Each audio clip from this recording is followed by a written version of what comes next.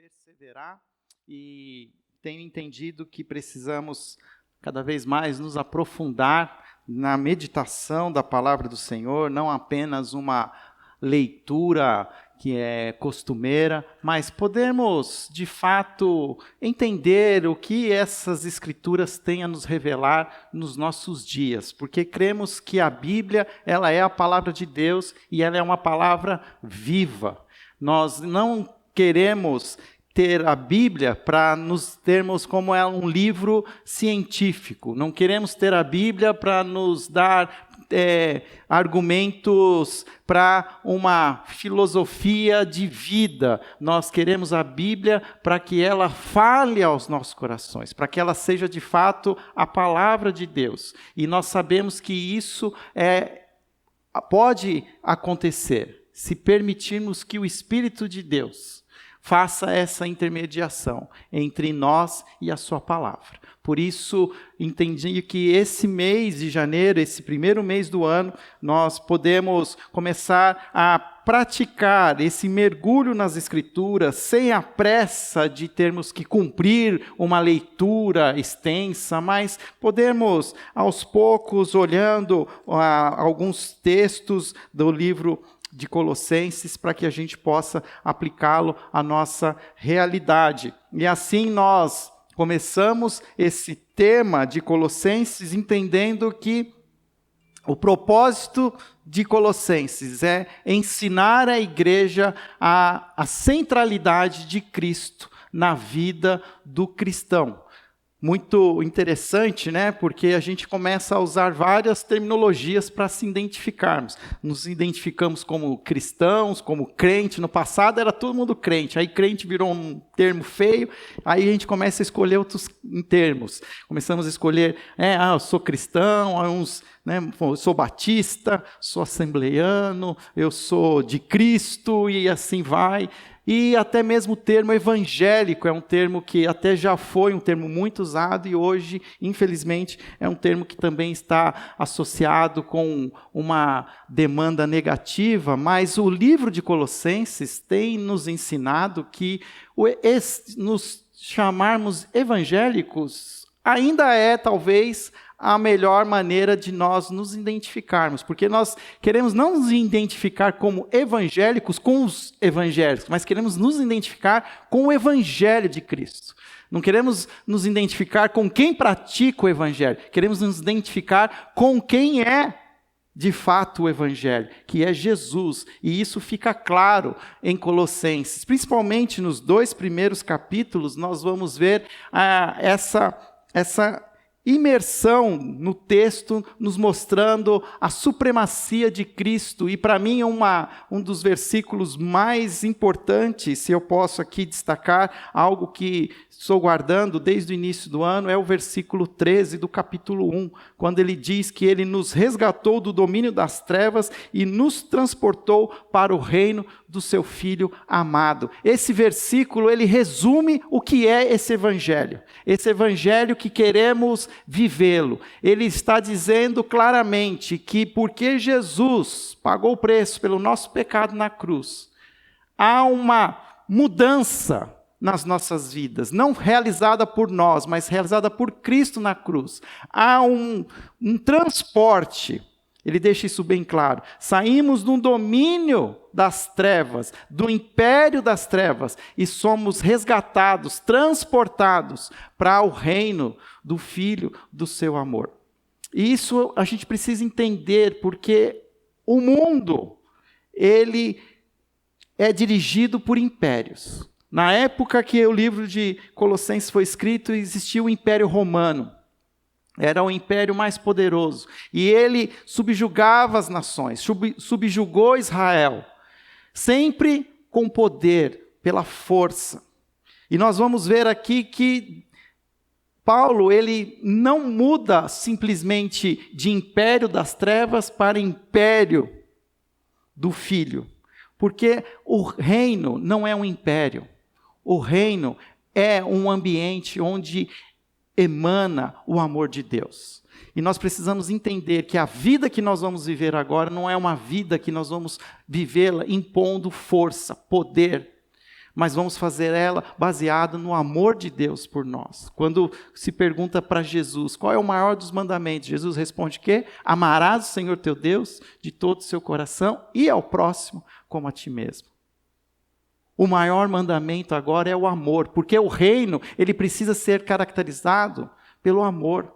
O amor de Deus por nós e o nosso amor pelas pessoas. E nós então começamos a viver e entender e passamos pelo capítulo 3, que é exatamente a metade do livro de Colossenses, onde Paulo, ele agora coloca em prática como é viver centrado no Evangelho, no reino do Filho do seu amor. E aqui não vamos voltar, não vamos revisitar, mas se você não esteve aqui, nós estamos colocando no Spotify o áudio. Eu sei que algumas mensagens já estão também subindo no YouTube, mas rapidamente nós estamos tentando manter atualizado para que você que tenha perdido algum desses cultos possa voltar e revisitar e até mesmo compartilhar isso que nós já passamos. E então nós fizemos essa visita pelo capítulo 3, onde se fala sobre a prática em várias esferas, a prática minha como um cristão, alguém que quer seguir esse evangelho, como eu vivo na minha comunidade cristã, como eu vivo em família. E nós fizemos essa exposição no culto da noite, onde eu falei bastante sobre essa questão do como viver o evangelho em família. Mas eu quero só voltar aqui, porque família para nós é um dos nossos pilares. E então eu quero aproveitar que nós passamos por esse tema e revisitar e só dizer algumas coisas, porque eu sei que o pessoal também aproveita esse trecho da Bíblia para atacar os outros, né? Então, e eu sei, porque me foi contado, que teve gente aqui que ouviu o sermão, mas não ouviu muito bem o sermão, porque ouviu o que o outro devia ouvir, não o que ele devia ouvir. E esse é uma outra fato que a gente precisa aprender, que Deus quer falar com você. Você veio aqui, é com você que Ele quer falar, não com o seu marido que não veio, com o seu filho. Porque Deus, Ele tem uma maneira dele de fazer as coisas e Ele vai falar. Quando Ele quer falar, Ele vai falar. Mas se você está aqui, é com você que Ele está falando. Então, quando Paulo ele está ali dizendo quais são as responsabilidades na família, quando ele fala o que se espera de uma mulher evangélica, as mulheres vão então absorver isso, e os maridos não precisam saber disso. Não é assunto deles, porque o assunto deles vem logo depois. Maridos, agora é vocês, prestem atenção, porque não fique cobrando o outro, mas faça você. O que ele está dizendo?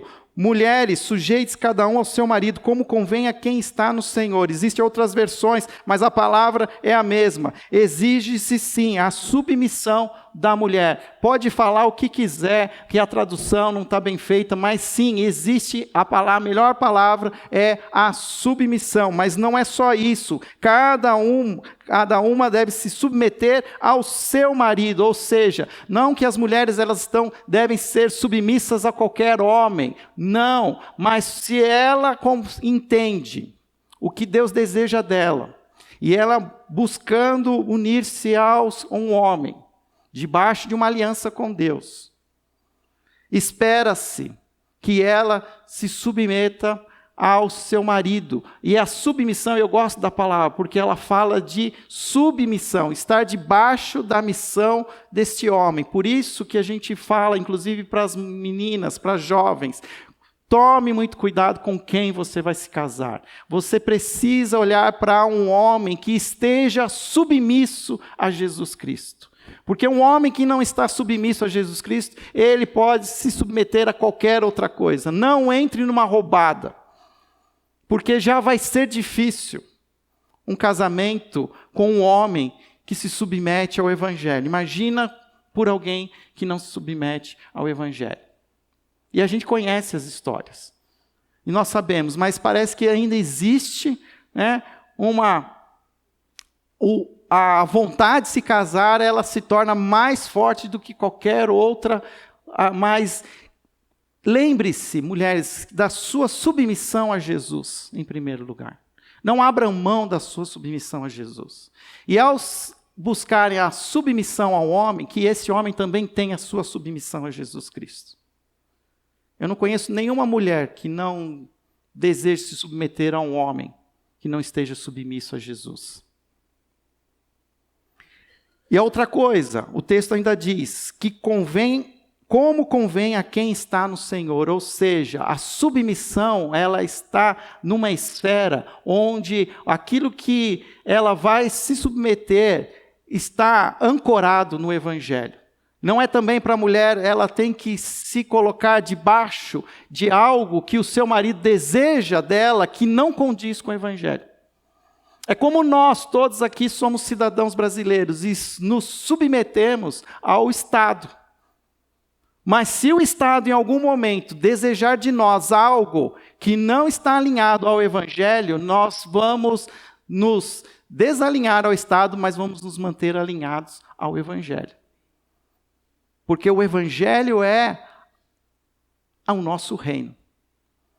Da mesma maneira, as mulheres precisam também saber que elas também não estão sendo escravas dos seus maridos. Elas estão se submetendo aos maridos, enquanto esses também estão submetidos ao Evangelho. Mas se este marido começa a apontar por um caminho que não é do Evangelho, a mulher talvez tenha liberdade para não estar mais submissa. Eu falo talvez porque cada caso é um caso. E eu sei que todo mundo gosta aqui de regras práticas. Mas o texto diz como convém a quem está no Senhor. Da mesma maneira, o homem, o marido, ame cada um a sua mulher e não a trate com amargura. Amar a mulher é o grande desafio de nós homens. E amar a mulher é mais do que expressar esse amor, mas é demonstrar esse amor. É entender a linguagem do amor da sua esposa. É saber como ela deseja ser amada. E você fazer, como a gente fala, das tripas corações para que isso se realize. Nós precisamos aprender a nos sacrificar. Se tem uma coisa que o homem ele faz para todo mundo, mas ele é negligente com a sua esposa, é se sacrificar. Ele sacrifica no trabalho, ele sacrifica nos negócios, ele sacrifica no futebol, ele se sacrifica em todo lugar, mas não se sacrifica no casamento. Amar a esposa é se sacrificar em pró da sua mulher. É protegê-la, é se colocar à frente, é cuidar, é preservar a vida dela. É lavar a louça. E agora eu estou fazendo o almoço, estou lavando a louça, porque a regra era assim, quem faz o almoço, fica livre da louça. Agora eu estou fazendo os dois. Mas não importa. Porque o meu chamado é amar a minha esposa de todo o coração. E se isso é a maneira como ela vai entender que eu a amo, eu vou fazer isso, nem que seja chorando. Com gemidos inexprimíveis. Mas o fato é que nós homens precisamos buscar entender isso aqui, caminhar e aprender o que significa esse amor. E nós precisamos nos desenvolver. Filhos, obedeçam seus pais em tudo, não só naquilo que você concorda. Filhos, nós precisamos entender, e aqui eu estou falando para vocês, filhos, Deus colocou os seus pais como autoridade, e essa autoridade, ela é até o fim, não é quando você termina 18 anos que terminou a autoridade, você vai ganhando autonomia, conforme você vai se tornando autônomo, você vai tendo liberdade, mas quanto mais você tiver dependente do seu pai, mais você precisa aprender a ouvi-lo. E o seu pai vai ter autoridade, a sua mãe vai ter autoridade para continuar falando, porque como homens e mulheres mais velhos, eles sabem de coisas que você acha que você sabe. Porque é impressionante que adolescente, eles acham que sabem tudo, e a gente somos todos idiotas. não sabemos nada. Mas nós já vivemos algo que já nos machucou. E no nosso zelo pelos nossos filhos, muitas vezes, o nosso não é um ato de amor buscando preservá-los do sofrimento. Mas, infelizmente, muitos filhos vão aprender no sofrimento. Mas os pais, no seu zelo, não tenham medo de dizer não. Meu pai falava para mim assim, na dúvida diga não. O problema do não é que o não exige uma resposta, um porquê. Quando você fala assim, né, resolveu. Pai, pode tal coisa? Você fala, tudo bem, pode. Aí resolveu. Agora quando você fala não, né, por quê? Ah, mas o fulano pode, a mãe dele deixa. Mas nós precisamos aprender, filhos, a submeter aos nossos pais. Da mesma maneira, pais, e aqui o português, ele enfraquece o versículo, porque se você olhar até mesmo numa versão em inglês, o que ele está chamando aqui são os fathers, são os homens. Não é pai e mãe no plural, parents, né? É fathers. Homens, pais, não irritem os seus filhos. E é impressionante, né? Porque a gente vê, a histórico é que muitos filhos têm muita dificuldade com os pais, homens. Mas as mães, elas estão sempre, elas também são difíceis, mas elas são mais acolhedoras, elas têm algo que acaba mantendo ali uma ligação, mas os homens têm uma tendência a romper seu relacionamento com seus filhos. E o que Paulo quer dizer com esse não irritar os seus filhos, para que eles não desanimem? Isso tem a ver que nós precisamos viver um evangelho que encantem os nossos filhos. Porque nós podemos estar falando da boca para fora o que nós professamos, o que nós cremos, e isso os nossos filhos conhecem. Eles nos conhecem, eles nos veem de cueca. Eles sabem quem nós somos. E se nós falamos algo que nós não vivemos, nós estamos irritando os nossos filhos. E nós estamos fazendo com que eles falem assim, esse é o evangelho, esse eu não quero. Isso me irrita. Quantos de nós, pais, não estamos perdendo os nossos filhos para o evangelho? Eu não sei qual é o segredo. Eu também estou tentando viver o máximo que eu posso, para não perder os meus filhos. Porque eles precisam aprender a se encantar com o evangelho. Mas se eu não for encantado, eles vão se irritar. E de novo, nós homens somos dos mais negligentes em amar as nossas esposas, em amar o evangelho de todo o coração. A gente ama mais o nosso time de futebol, aquela porcaria que não ganha nada, do que o evangelho de Jesus Cristo, que já é vencedor. A gente precisa mudar a centralidade da nossa vida. Não tem nada que pode ser mais importante que o evangelho de Jesus no nosso coração. Dito isso, a gente vai para o capítulo 4. Capítulo 4, ele continua falando da prática dessa centralidade em Cristo. E uma das coisas essenciais, e ele deixa isso claro, é que nós precisamos viver uma vida prática de oração. Não há como viver o evangelho. Então aqui nós estamos, pega o gancho aqui dos pais. Então como é que eu vou viver? Eu, um homem, qual é o meu primeiro conselho? Tenha uma vida prática de oração. Tenha uma vida prática de busca intensa por Deus. Porque, de novo, estava conversando aqui com algumas mulheres hoje. Elas já estão se mobilizando para retornar a ter o encontro de oração aqui às quintas-feiras. Você não precisa pedir para a mulher orar. Elas têm uma maneira que elas se sentem mobilizadas e sensíveis, mas nós homens parece que a gente é um poste, né? O mundo está acabando e a gente está lá, um poste. E aqui o texto está dizendo que, versículo 2, capítulo 4, dediquem-se à oração, estejam alertas, sejam agradecidos. Ao mesmo tempo, orem também por nós, para que Deus abra uma porta para a nossa mensagem, a fim de que possamos proclamar o mistério de Cristo. O que significa isso? Eu peguei aqui duas versões. A versão que eu li, dediquem-se à oração, estejam alertas e sejam agradecidos. E peguei aqui uma versão da Revista e Atualizada. Almeida, Revista e Atualizada. Porque ele preserva ali um sentido que eu preciso aqui destacar. Não é que são três coisas diferentes. Dedicar-se à oração, estar alerta e ser agradecido. Isso tudo faz parte de uma prática devocional de aquele que busca estar com Deus em oração. Perseverai na oração, vigiando com ações de graça. Não dá um sentido contínuo de que é uma coisa só?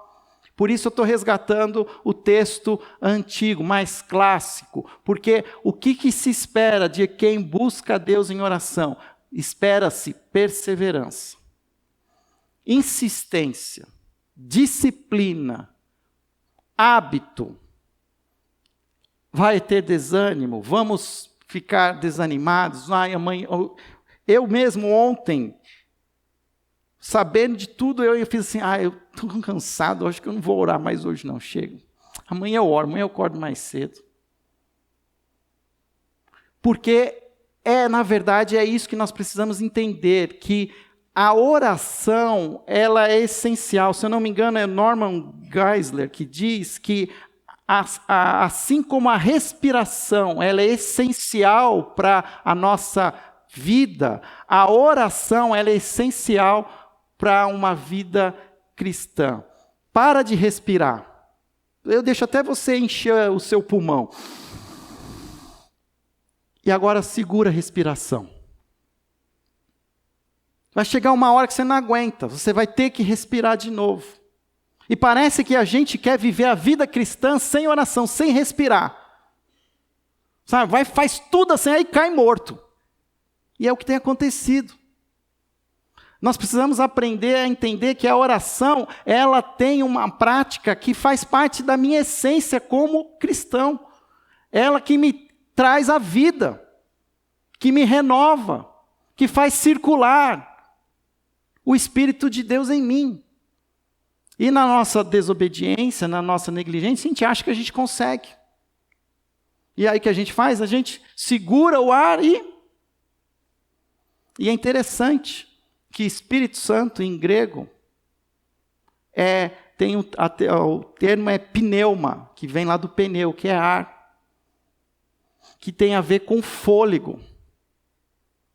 E que a oração é como se a gente estivesse tomando fôlego para as demandas. Então, assim, eu vou, porque a coisa vai pegar. O dia hoje vai ser difícil.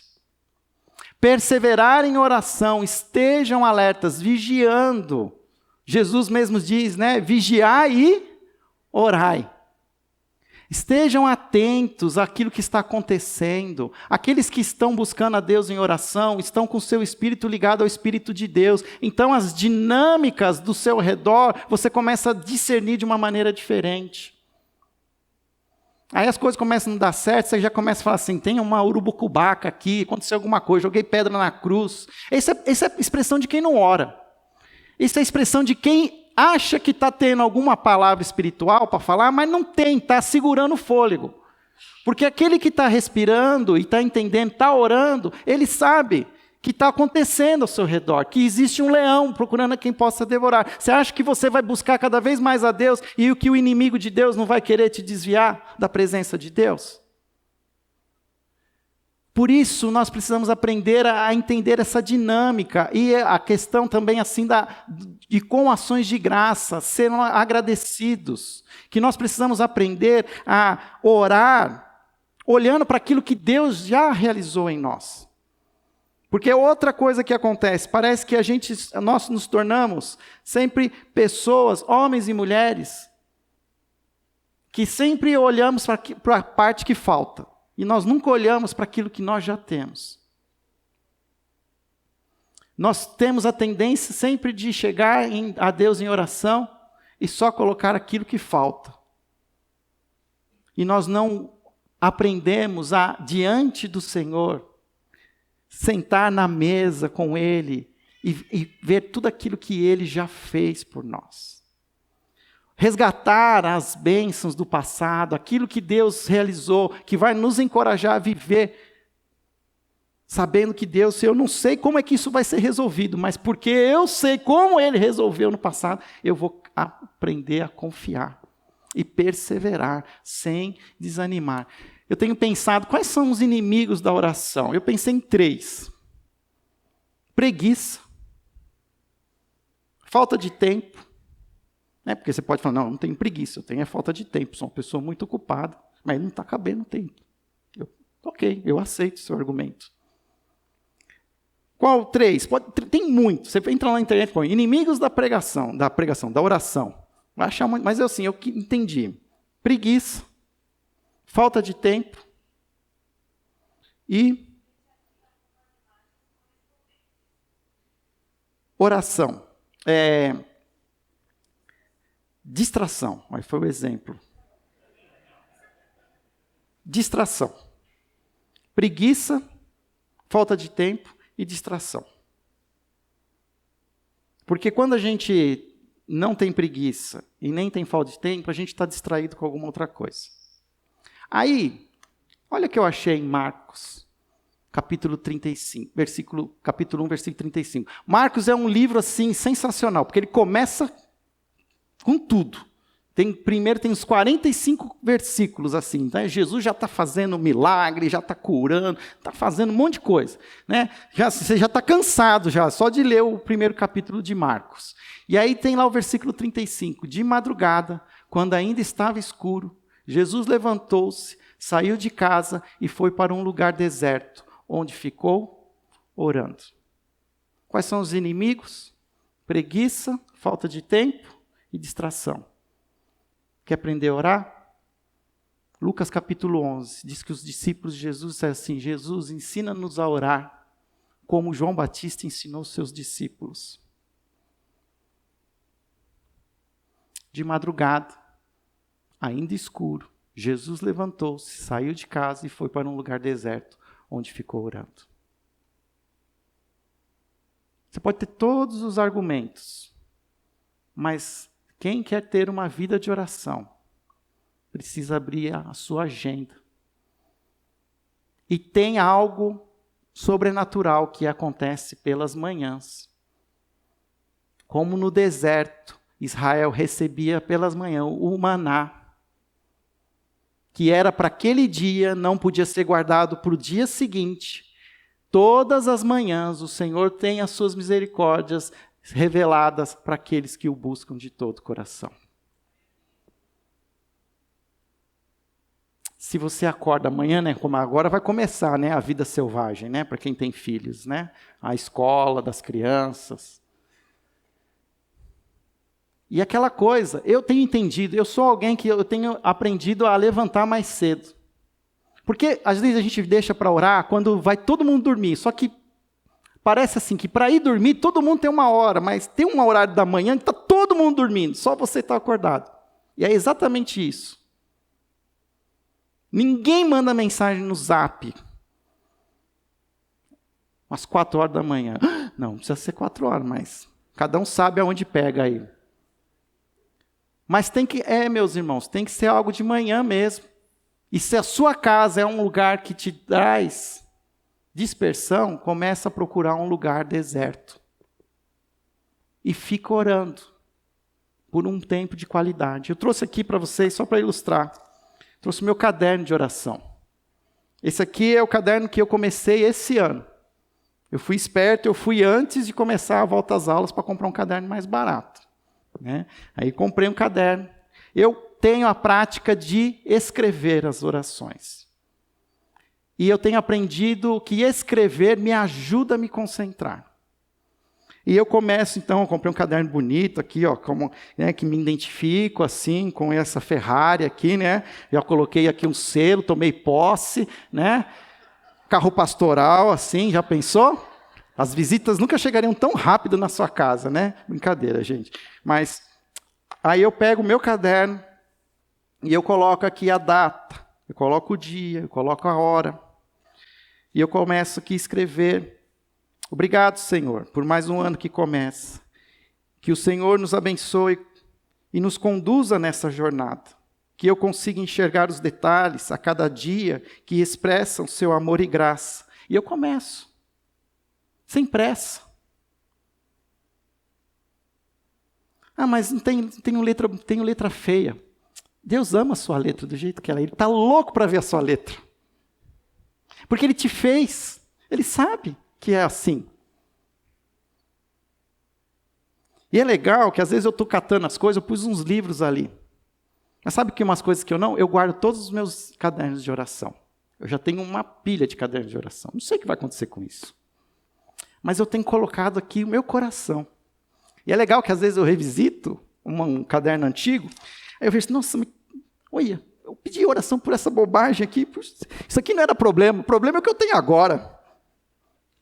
Olha aqui, mas como eu era inocente.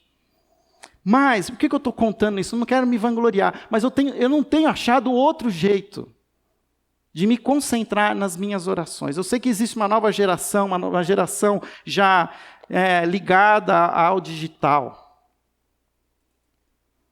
Olha, não sei como é que você vai fazer. Se você quer, escreva a oração no seu bloco de notas do seu celular. Mas tenha um tempo, porque isso ajuda, inclusive, assim, na distração, porque você está escrevendo e, às vezes, sim, vai reter, você vai viajar, vai se perder, mas aí você volta, você sabe onde você parou. E outra dica, quando Jesus, lá no Lucas 11, diz, Pai, ensina-nos a orar, em Lucas 11, há ali também um resuminho do Pai Nosso. E ele fala 3 coisas que nós precisamos aprender a entender na oração, que é a necessidade presente, o pecado passado e a tentação futura. Guarda isso. A necessidade presente, o pecado passado e a tentação futura. O pão nosso de cada dia nos dai hoje. Olhe para aquilo que você precisa hoje, coloca diante do Senhor. Perdoa as minhas dívidas, porque você pecou, meu querido. Um bom começo de oração é alinhando seu coração. Me perdoa, Pai, meu pecado que eu fiz. E olha para o futuro, não me deixe cair em tentação. Porque eu vou começar o meu dia hoje e o leão está rugindo. Se não bastasse o leão do imposto de renda, tem o leão do inferno. E ele me conhece. Me ajuda, Pai. Isso é vida de prática de oração. Por isso, dediquem-se à oração, estejam alertas, sejam agradecidos, perseverai na oração, vigiando com ações de graça. Mas ele fala mais uma coisa aqui, ele fala inclusive, versículo 3, ao mesmo tempo, orem também por nós, para que Deus abra uma porta para a nossa mensagem, a fim de que possamos proclamar o ministério de Cristo, pelo qual estou preso. Então, Paulo nos dá mais uma outra parte importante que a gente precisa incluir na nossa agenda de oração, a importância da oração específica para o avanço do Evangelho. Porque é algo que eu preciso aprender, porque a gente quer, eu quero fazer alguma coisa em prol do Evangelho. Qual é a primeira coisa? Começa a orar, meu amigo. E o bonito da história é que Paulo está preso. Essa carta ele escreve para uma igreja que ele não conhece. Provavelmente Epáfras, que foi contar a história da igreja, ficou preso, porque depois a gente vai ver que a carta é recebida em Colossos por um outro agente. Epáfras provavelmente ficou preso. Mas é interessante que Paulo não pede, olha, orem por mim para que eu seja libertado. Orem por mim, porque eu não estou mais aguentando aqui as cadeias. Qual é o motivo de oração? Orem por mim para que, aonde eu estou, eu possa pregar o Evangelho. Isso nos ensina Que às vezes a gente está vivendo algumas circunstâncias de desconforto e a nossa oração é: Senhor, tira, afasta de mim o seu cálice. E Paulo, talvez já na sua maturidade, ele já tinha entendido, ele não vai mais sair da prisão. Não é essa a oração que Deus deseja de mim. A oração que Deus deseja de mim é: como eu posso falar do Evangelho para esse centurião que está algemado junto comigo aqui, esse guarda pretoriano. Porque ele estava preso em regime domiciliar, mas o costume romano é que você ficava algemado a um guarda pretoriano. E ele então fala assim: como eu posso compartilhar do Evangelho para esse cara que está aqui do meu lado algemado? Orem por mim. E nós precisamos incluir na nossa oração especificamente o avanço do Evangelho. Orar pelos nossos missionários. Quem são aqueles que estão hoje sendo apoiados por nós financeiramente, mas que também necessitam das nossas orações?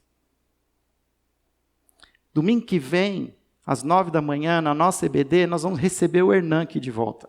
O Hernan está no Brasil. Ele está na nossa igreja, mas ele está buscando os recursos, mas eu pedi para ele estar aqui no próximo domingo, às 9 da manhã, contando para nós aquilo que ele fez nesses últimos meses, dezembro e agora janeiro, onde ele foi captar recursos, foi pregar o Evangelho na sua terra natal, a Argentina, agora está de volta ao Brasil com alguns... Eu falei: Hernan, vem então, vamos ouvir, traga um relatório daquilo que você fez e nós queremos orar por você. Então nós vamos tendo a oportunidade dele poder compartilhar. E outra coisa interessante que vai acontecer, que Deus me ajudou aí, casou. Nós vamos receber, então, na EBD vai ser latino-americana, domingo de manhã. Nós vamos receber o Hernan, o nosso pastor querido argentino. Quando que eu falei que eu ia falar uma coisa dessa, Às 9 da manhã, às 10h30, nós vamos receber o Henrique Machado, é um pastor colombiano. Na verdade, esse não é o nome verdadeiro, mas o Henrique Machado, ele é pastor na Colômbia, e hoje ele é o mobilizador de algumas igrejas naquelas áreas que já foram áreas ocupadas e dominadas pela Farc. Quem conhece a história aí, da Revolução, sabe, e ele já foi preso várias vezes, ele ainda é de muitas vezes perseguido, e a Colômbia, a Portas Abertas, ela tem uma lista que ela atualiza todo ano, dos 5 países com mais perseguição aos cristãos. A Colômbia é o único país latino-americano que faz parte dessa lista dos 50 países que mais promovem perseguição aos cristãos. Então nós vamos ter o privilégio de poder ouvir o pastor Henrique Machado falando dessa dinâmica, porque nós como igreja precisamos saber e orar em pró do evangelho do reino na Colômbia, do evangelho em Portugal, e assim vamos tentar colocar isso em prática. Então você é convidado. É o primeiro domingo do mês, não teremos a ceia de manhã, nós vamos dar esse espaço de qualidade, a ceia será ministrada no culto da noite. Tá? Mas nesse domingo eu convido você a estar presente. Depois, versículo 5 e versículo 6, a vida cristã entre os não cristãos. E aí Paulo, ele passa da oração para ele também assim, de uma maneira até muito rápida, mas aqui eu quero também, em 5 minutos, trazer o que Paulo está querendo dizer. Sejam sábios no procedimento para com os de fora. Aproveitem ao máximo todas as oportunidades.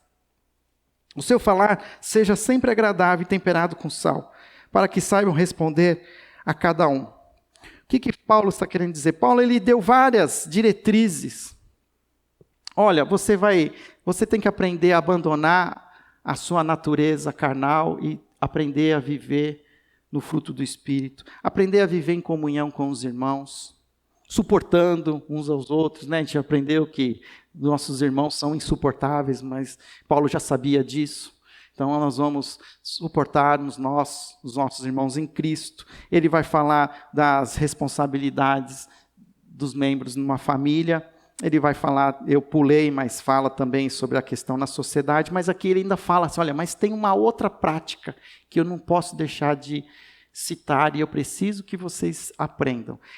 Saibam viver entre os não cristãos. E aqui eu coloquei não cristãos, mas eu ainda confesso que eu não estou muito...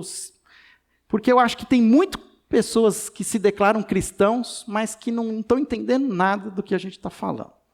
Mas vamos colocar aqui, não cristãos como aqueles que não entenderam o Evangelho de Jesus, a cruz e a sua ressurreição. Que nós precisamos aprender a viver entre eles. O fato é que existia uma igreja na cidade de Colossos, que estava tendo dificuldades de viver como igreja naquela realidade. Paulo diz para eles assim, olha, perseverem.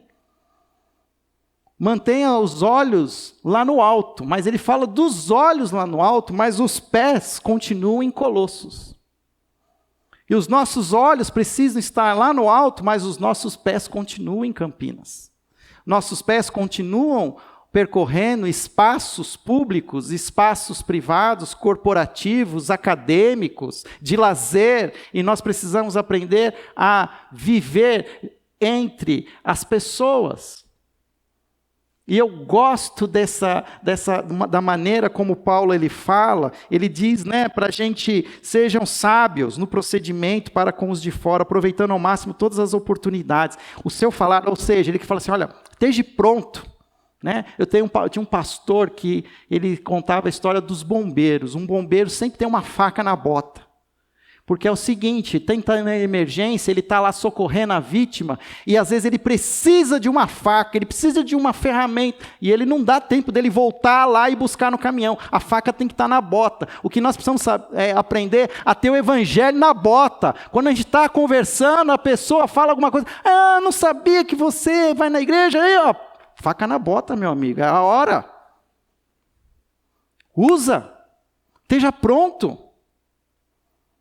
Ontem eu fui andar de bicicleta com o Leandro, que toca aqui, junto com meu filho e mais um amigo dele, a gente estava lá na Serra da Bocaina, aí o Leandro furou o pneu, nem conseguiu ir direito, aí fui só eu e o Henrique, passamos um perrengue, aprendemos duas coisas, que precisamos de bicicleta nova e de cara que sabe andar de bicicleta, porque nós não sabemos nada disso também. Mas aí chegou no final, o Leandro, que não furou o pneu, ele estava conversando com um monte de cara que ele acabou pedindo socorro, e o pessoal das bikes lá socorrer. Aí ele chegou, já me apresentou, isso aqui é o Fábio. Ele não falou, Fábio, falou, isso aqui é o pastor Fábio. Eu falei, não, eu... Aí já era, meu amigo. Mas foi legal, porque teve a oportunidade, eu falei assim, a primeira, aí um daqueles senhores, eu já passei, eu sei onde é a primeira. Aí eu falei, então, não sei o quê, quando é que tem culto lá? Tem culto aqui das 10, você precisa saber, das 10h30 às 19 horas. Aí apareceu um outro lá, que não sei o quê, que é judeu, que fez já um passeio de bicicleta pela Argentina, já foi para Israel. Aí ele chegou e viu o amigo dele falou assim, então, isso aqui, eu amo esse cara aqui é meu amor. Ele falou assim. Aí uma coisa masculina, assim, fica meio assim, mas é aquele amor, ele falou, o cara que foi para Israel, falou, esse aqui é o meu amor de amigo, porque em grego, ele falou, em grego tem vários tipos de amor, e esse aqui é a minha amizade. Aí eu falei, filéu. Aí ele olhou, você sabe. Eu falei assim, eu sou pastor da igreja. Aí ele pronto, aí ele já me pegou, já mostrou o Mar da Galileia, que ele visitou, faca na bota. A gente precisa estar pronto. Agora, se a gente tem um comportamento totalmente ruim, crítico, carrancudo, a pessoa não vai querer nos ouvir. Porque a gente precisa aprender a viver a vida de uma maneira leve. E pronto, a estar oferecendo a minha fé. E aí eu coloquei aqui um resumo aqui. Devemos viver e falar com tal sabedoria entre os não cristãos a ponto de nos ser permitido comunicar o evangelho de maneira assertiva. E aí o que é essa faca na bota? Porque aí também pode ser que o cara vai lá e já ponha na jugular do cara. O que é essa maneira assertiva? É sem ofender. Você vai falar da sua verdade, mas você não precisa fazer a pessoa mudar. Porque eu tenho visto também assim, muito confronto assim. O que você acredita é mentira, você tem que acreditar na minha verdade. Não, converse, sem ofensas, respeite, mas também deixe, olha, eu respeito o que você acredita, mas deixa eu também falar o que eu acredito. E deve ser, não deve, e sem ofender, ou de ser sem gosto, uma coisa assim que a pessoa não se sinta encantada. Sabe quando você come uma comida que não tem gosto? Às vezes a gente está dando isso. A pessoa, isso aí eu não quero. Mas sabe quando você come algo e aquilo chama a sua atenção? E você fala assim, puxa, eu preciso voltar para comer isso de novo? É assim que a gente precisa aprender. Porque ele fala, temperado com sal. É uma prática que a gente... assim como a oração, é que nem andar de bicicleta. Só aprende quem começa a fazer. Você vai dar com a cara, com a porta na cara, muitas vezes. Vai falar errado, vai queimar o filme. Mas é tentativa e erro. É assim que começa. Aprendendo a saber lidar. Às vezes você vai ser muito agressivo, outras vezes você vai ser muito negligente. Podia ter sido mais agressivo, não foi. Mas se você não começa, você nunca vai fazer. As pessoas hoje, elas procuram algo que lhes dê esperança. Mas elas não estão muito dispostas a ler, mas elas estão dispostas a assistir. E se ela pode assistir a sua vida, que tremendo testemunho vai ser isso, quando você tiver a oportunidade de poder expressar a sua fé. Nós vamos continuar os próximos domingos, sempre buscando entender qual é o nosso papel como verdadeiros cristãos, como evangélicos. Nós estudamos esse livro de Colossenses e à noite o Rodrigo vai expressar também o seu entendimento do capítulo 4 de Colossenses. Você é convidado a estar conosco, mas continue buscando a leitura bíblica e da oração com tempo. Agora está começando a rotina, você está encaixando a academia, espero que esteja fazendo exercício físico. Eu comecei a fazer exercício físico, primeiro dia que eu fui na academia, demorei 4 dias para poder voltar. Mas tem que começar, sabe? Tem que sair dessa inércia. Você vai querer ter o mesmo, perdão a palavra que eu ia falar, mas ter o mesmo ano medíocre que você teve o ano passado? Ou você quer fazer diferença esse ano? Nada muda se nada muda. Comece mudando o seu tempo com Deus, com mergulho na palavra, com a oração. Fábio, eu não escrevo muito, compra um caderninho pequeno, pode ser pequeno, tá? Menorzinho, pode começar com uma cadernetinha. Mas começa. O que você vai fazer? Só você pode decidir por você. Ninguém pode decidir por você. Feche os seus olhos, nós vamos orar. Obrigado, Senhor, pelo teu cuidado sobre nós e pela profundidade da tua palavra. Como tão poucos versículos, ó Pai, nos chama tanto a princípios que precisamos aplicar nas nossas vidas. Que possamos cada dia mais sermos corajosos de mergulharmos nesses princípios e praticá-los. E experimentar do teu mover sobre as nossas vidas. Por isso, continua, Senhor, operando sobre nós. Que o teu reino seja, de fato, uma realidade, primeiramente na minha vida. Que o teu reino seja, Pai, aquilo que eu vivo, como uma expressão da minha adoração, Senhor. Em nome de Jesus. Amém.